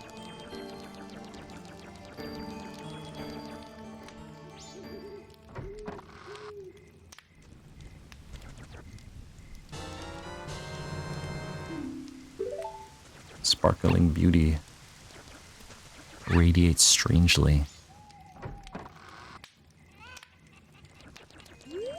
I always thought the moon was kind of Well, it is kind of scary looking, but it looks vaguely reminiscent of Ganondorf from Ocarina of Time. Do I give this to him? I don't remember.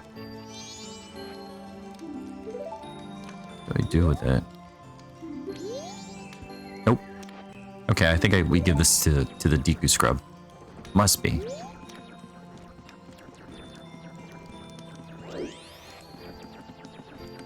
Yeah, that sounds about right. I think we give it to him, he vacates.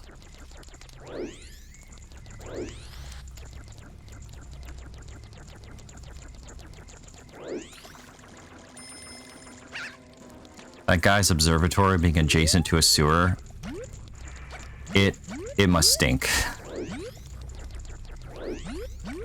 Hey, speaking of things stinking,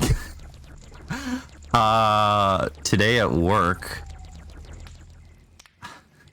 before my lunch break, well, like I went to my lunch break late, and there was just a haze in the warehouse that I work at, and like, someone points out, it smells really smoky in here, and then I'm like, yeah, you're right. I'm just like pacing around trying to find out, like, okay, it's something smells like burning, and I just couldn't place my finger on what I was smelling. Definitely something bad, and definitely fuming up the place. But I was just looking around, I couldn't see anything. I was wondering, like, is it the space heaters on the ceiling above? It's a warehouse type structure, so they're gonna be like 3 or 4 stories high, I guess. But yeah, we looked around, management got involved, we all started looking around, and then it turns out, I guess someone had, cut something, cut through some metal that was piping hot, and then tossed it in the garbage, and it lit up everything in the garbage can. All I know is I looked outside and the garbage can was just completely melted because it was plastic. Moral of the story, don't toss out hot stuff. I've already sold out all my wares and the carnival hasn't even begun. I think of closing up shops so I can buy a gift for my wife and return to her in my village. I've heard that a stone called the Moon's Tear shines brighter than any other in the land. If you got one, I'd really like to get it from you. My wife will love it. Give it to me, I'll give you my spot here. Deku flower included. Press start to open the select item screen. Choose and use an item with C. Can I do this? Whoa! Oh, that stone. You must hand it over to me. In exchange, I'll give you my spot here. Deku flower included. Yes? Sure. You really helped me out. Now I have the perfect souvenir for my wife. She hasn't set eyes on a jewel or strange sparkling stone like this in a very long time. The title deed for the spot should be in high demand among Deku Scrubs. We already know that. You don't need it anymore. You can always sell it. What you do for a side quest chain for some additional heart pieces. Oh, there's even one up there.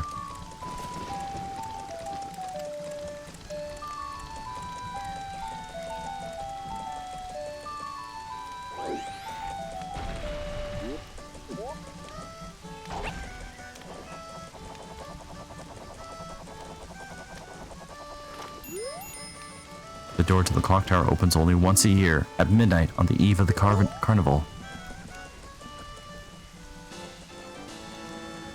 We got ourselves a piece of heart. And then we wait.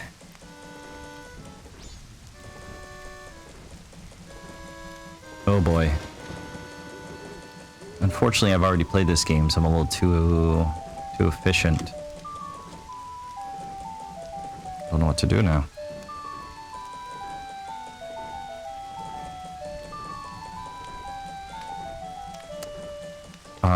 Yeah.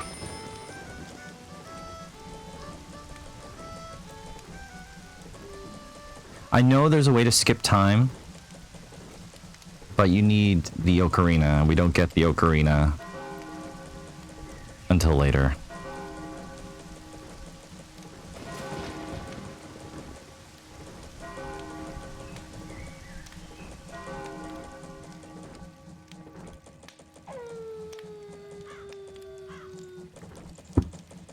Okay.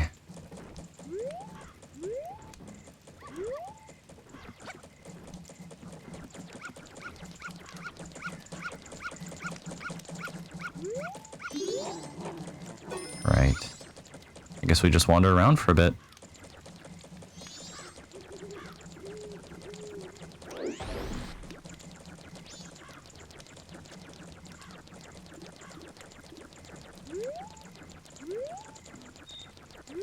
I do remember the first time I played this game. I was like 3 minutes or so, or I guess in this game's time frame, 3 hours away from getting into the clock tower, so I almost didn't make it. Right, you can't jump as him like that. If you look at the map icon, there is a treasure chest icon. It's essentially over yonder. And if you have the bunny hood, or if you're Link and you roll, you can jump across these pillars here. Jump on these weird eyeball looking things. Do another rolling jump or use the bunny hood and you can get up there. And I think there's like 100 rupees or something like that. Maybe 200.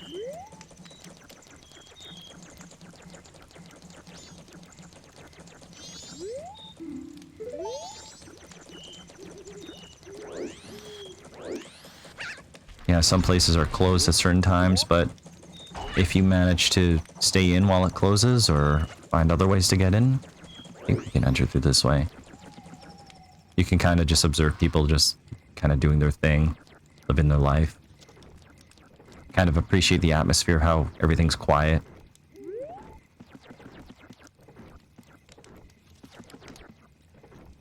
I remember I remember as a kid just appreciating just the ambience of just, you know, something like this. This place is closed. Closed up for shop. But it's just kind of that peaceful quietness. You know, everyone's asleep right now. And it seems peaceful. You almost forget that there's a giant accursed looking moon outside. Yeah, there's a bit of a bug problem. Yeah, there's some water running through here. Although I always thought it was kind of interesting, this detail, this like water accent. So it seems like a couple of the other structures also have that, so I think it's implied it's just shared. Can't really climb over anything as a Deku scrub here. I think you can look at the ledger if you're taller, I can't quite remember. There's also a hand that comes out of the toilet. The first time I saw this, it scared me. Scared the crap out of me. Because I think I was just wandering around and I think on 11 at the dot, or maybe 10, spawns on the hour when it's late. And yeah, just scared me. He needs toilet paper. Paper, please? Then you can give him the land title deed you got. Yay! Oh, you saved me. Makes no sense, he's in a toilet. Weird. It's still down here. I'll give it to you. Art piece. And he's gone. Yeah, I was always like, what the heck? I think there's a granny here. I think I can talk to you about speeding up time, right? Because you read stories? Oh, Taurus, you're late. Tomorrow's another early day, so good night. I'll read your story tomorrow. Okay, I think I missed it. I think that's a way to pass time. It's related to a mask side quest. You have to have some sort of mask that prevents you from sleeping. Ironic, given that Link doesn't really sleep until you talk to her and her stories are boring. So I love his door opening animation. Just hangs on the doorknob and lets it carry him until it's open.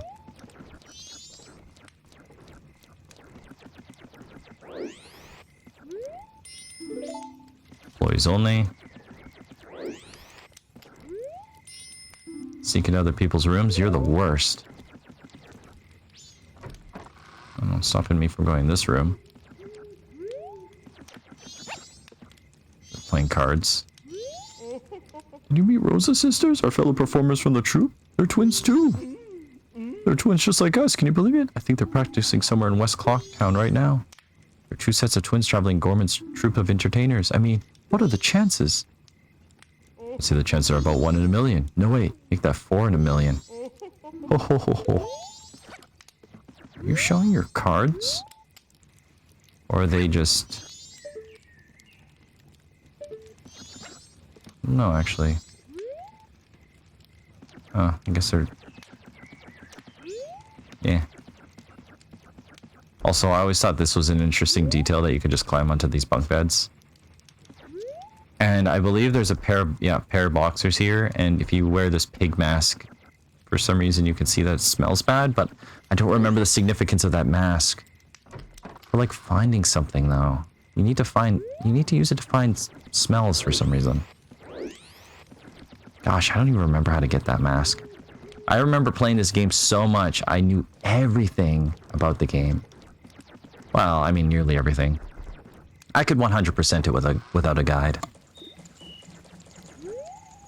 I didn't know, like, odd Easter eggs or anything like that, of course.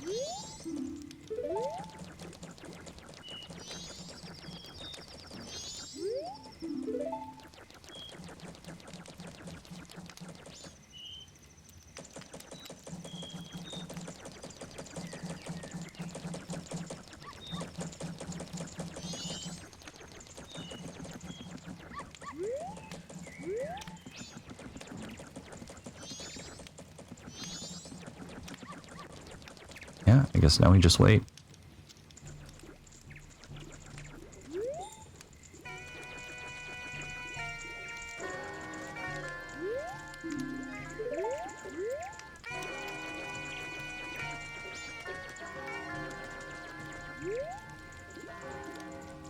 Oh yeah, the way the screen shrinks as the day's about to change.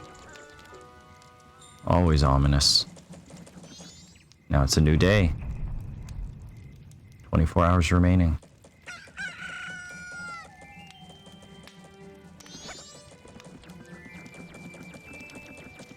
Dawn of the final day. And yeah, with each passing day, you can kind of see a little bit of progress made. You know, around the game's world. Or, you know, things changed. I mean, like for example, this little tower structure is built. As time goes on, people start panicking because they realize, oh, that moon is getting pretty dang close.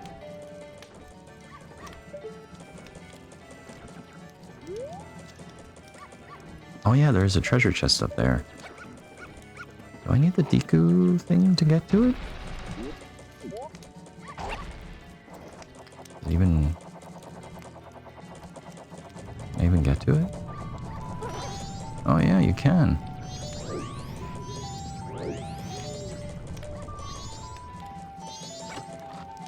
Rupees?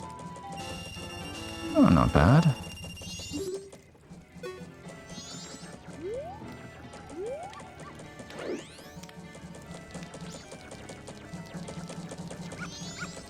Well, I guess I'll just be right back. Let this kind of tick away. Grab myself a bubbly. So I will be right back.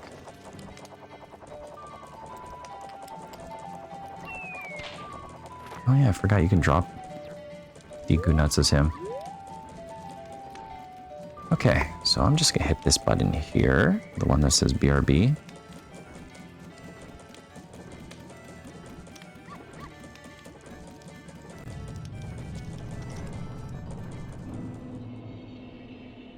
Oops. Well, I gotta fix that. Let's see here. I'm gonna select this display.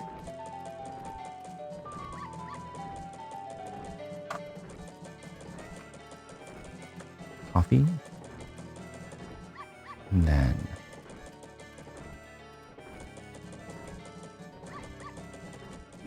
try this again.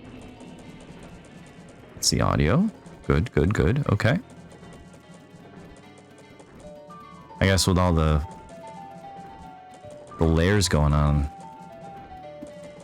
in terms of like audio stuff and recording stuff, I guess I don't have the cheap capture card. assigned to all of them. There we go. Perfect. That'll have to do, yeah?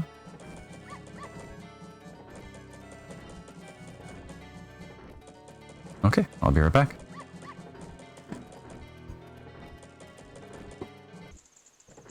And I'm back. Just waiting for midnight to roll by so I can fight the Skull Kid. Like 3 more minutes, I think.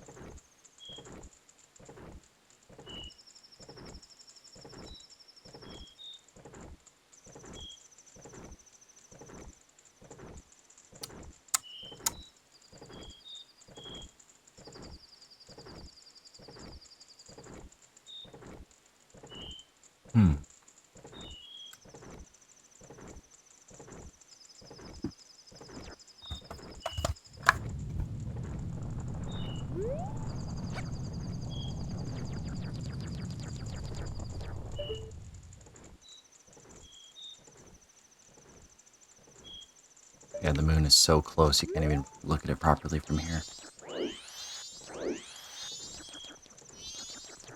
Guy's always just yelling. Hey, Dooku Kid, you waiting for us to finish the bridge from the Festival Tower to the Clock Tower entrance up there? Sorry, my apprentice has panicked and ran away. Is all we get for a Festival Tower. It's not quite tall enough, is it? Sheesh. Even if we went to the top of the Festival Tower, we couldn't be able to get up to the Clock Tower entrance. Apologize for all this. I wish I could scare that moon away. Yeah, I think that was always one of the interesting aspects of this game is how everyone is reacting to the same event of essentially a pending doom. Some people ignore it, some people run away from it, kind of accept death.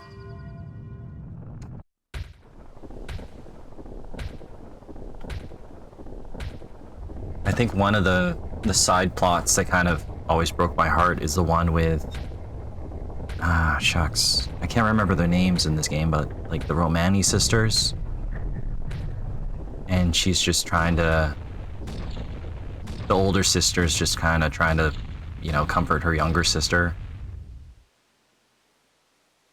And it's like, oh, you can still go with me tonight and everything's gonna be okay type of situation. When obviously everything's not. It's just freaking sad. This whole game is just sad, and I think that's why it kind of sticks with me. There's even the implication that Link right now is dead or something like that. I don't know. But anyways, we can get up to the tower. Got the timer going down.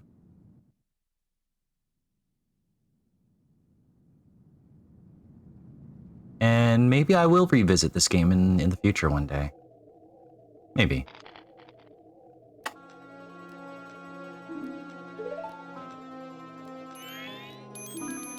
Sis.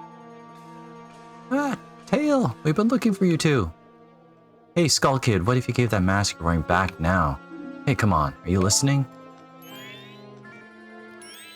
Swamp, mountain, ocean, canyon.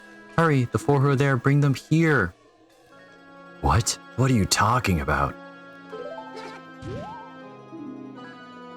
Don't speak out of line, stupid fairy.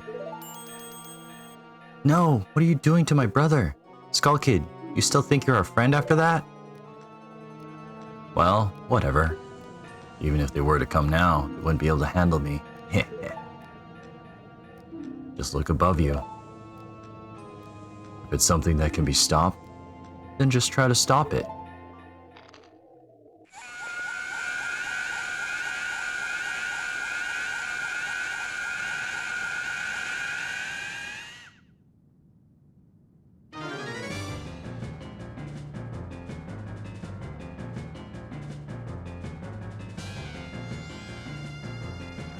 Of course, there's not a whole lot you can do right now, being the little Deku scrub that you are. You can shoot a snot bubble at him.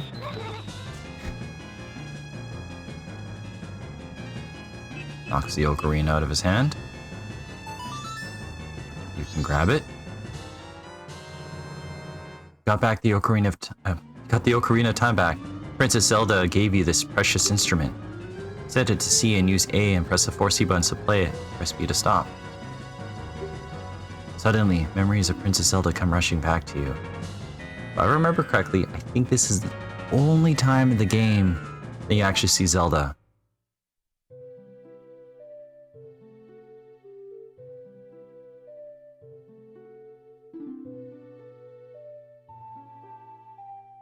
You're already leaving this land of Hyrule, aren't you?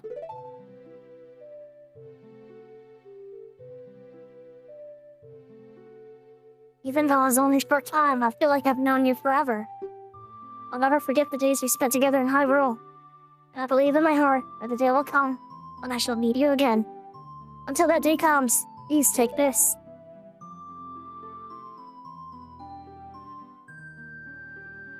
I am praying. I'm praying that your journey be a safe one. Something should happen to you.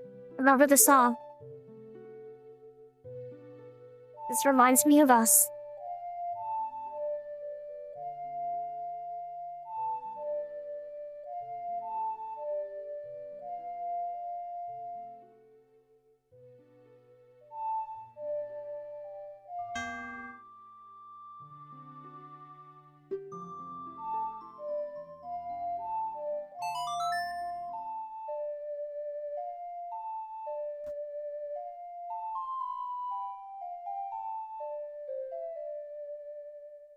Oh, we remember the Song of Time. This melody, lingering on the edges of your mind, is a song of memories from Princess Zelda. And you ride off on your horse for some reason. The goddess of time is protecting you. Play the song in time, she will aid you.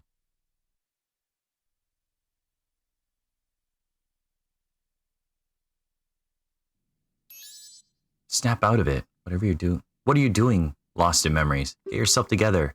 And that old ocarina back isn't going to help us. Somebody, anybody, goddess of time, help us, please. We need more time. And then, yeah, you equip the ocarina, play the song you just learned. Huh? Where'd you get that instrument? For some reason, depending on what mask you're wearing of the masks that transform you, it's a vastly different instrument.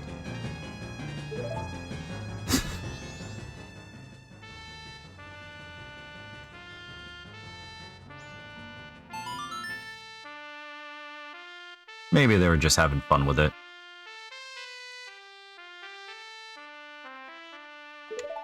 And this is how you save your game. Allowing you to take what you know and, yeah, kind of continue from there. I should have gone to the bank teller to deposit those 50 plus rupees, but well. And then the cycle begins over again.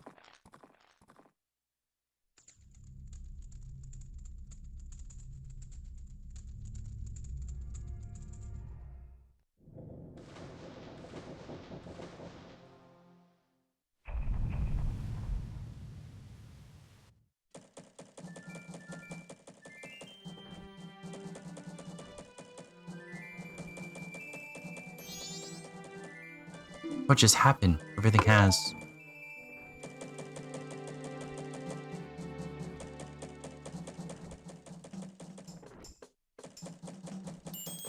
Started over.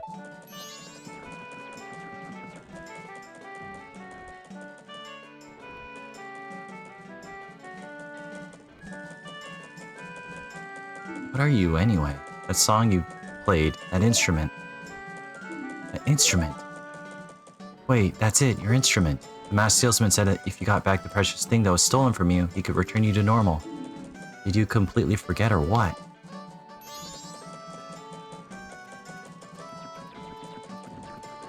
I guess we might as well do this. And then after this, I'll stop playing. Were you able to recover your precious item from that imp? Oh, you got it. You got it. I have no energy to do voices. And I don't know where he got this weird giant ass freaking piano from, but it's just suddenly here. Then listen to me. Please play the song that I am about to perform. Remember it well.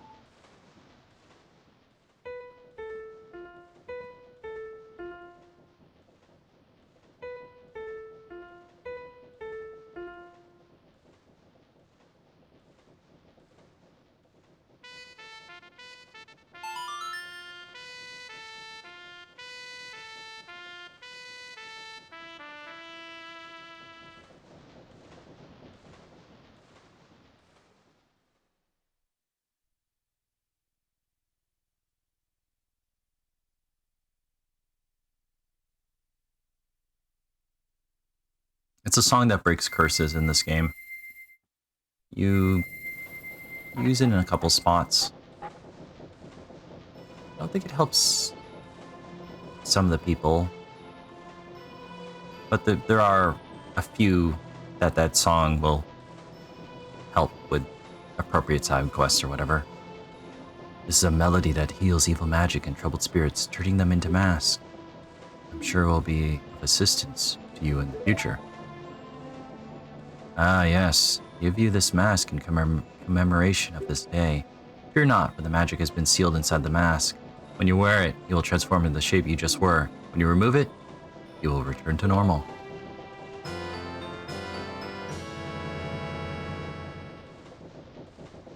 You got the Deku mask to keep as a memento. You can basically equip it. Although the one thing about the Deku mask is, unfortunately, the next dungeon you go to is a swamp, and the Deku mask is my least favorite form in this game. So as soon as you remove it, you gotta put it back on. Don't tell me. My mask. You did. Get it back. Didn't you? Start strangling you. What have you done to me? If you leave my mask out there, something terrible will happen. Fucking bitch. I mean, forget I'm not supposed to swear. Ah, you know what? The kid's asleep.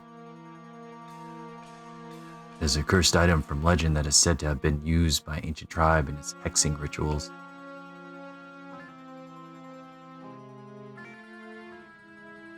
Said that evil and wicked power is bestowed upon the one who wears that mask.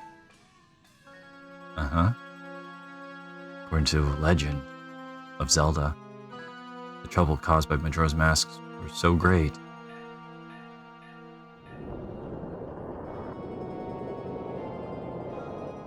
The ancient ones, fearing such catastrophe, sealed the mask in shadow forever, preventing its misuse.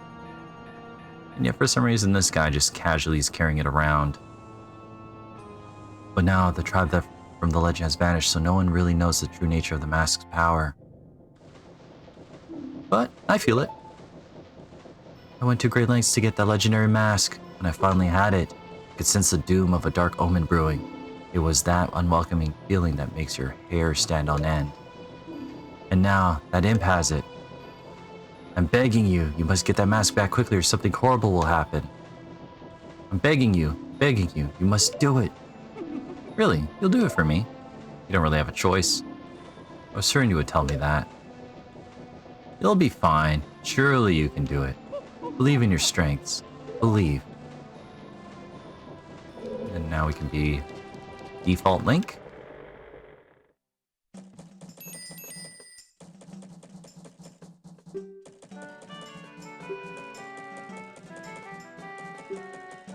No, I don't think the game lets you really sequence break. I believe you have to go to the swamp. Get items from that to be able to proceed. I don't remember if you need to beat all 4 of the bosses in one cycle. No, I don't think you do. But you do need to at least beat them once, I think.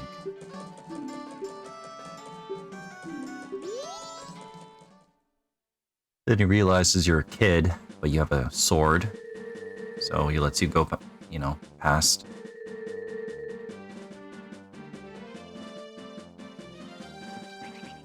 And even though I always loved and appreciated Ocarina of Time, I just appreciated more about this game's overworld. Perhaps it's because of its variety. Because yeah, you can go to a swamp, you can go to the beach. The snowy place is probably one of my favorites. I think when I got to the snowy area, when I last played this game, well, not last time, but when I was a kid, when I first played this game, I remember it would have been winter and it was snowing outside, and I remember wandering around as Link in the snowy area and cracking open the window. And yeah. Those are some good times.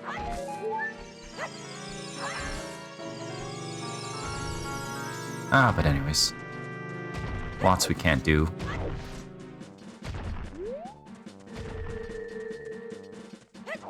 Not yet, anyways.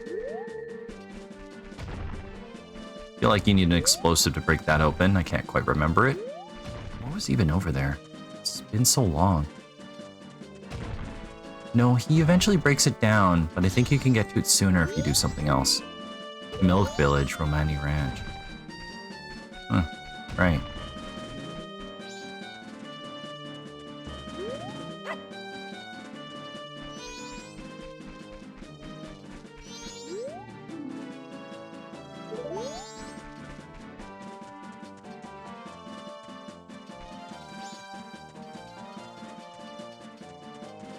But anyways.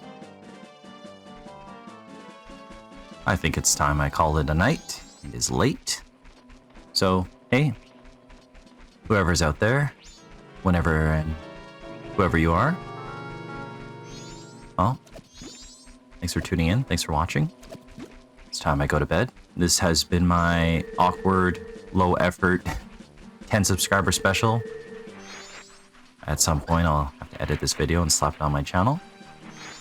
And yeah, I guess moving forward, I don't know what I'll play next. I'll probably continue playing a little bit of Darkest Dungeon 2 and Scald the Black Priory. Running around getting my butt kicked by all the monsters here. Yeah, I'll probably play those games, maybe some other games. I have a huge Steam library of games, of backlogs that I just gotta play through. And yeah, there's just a lot of games I want to play through. And just kind of, I don't know, share those moments and memories with people. And eventually I will. In due time. But I've chatted long enough. Apparently it's been 2 hours for some reason. That was not my intent. I meant to only look at a couple games very quickly, but yeah, it was nice revisiting some old games for the heck of it.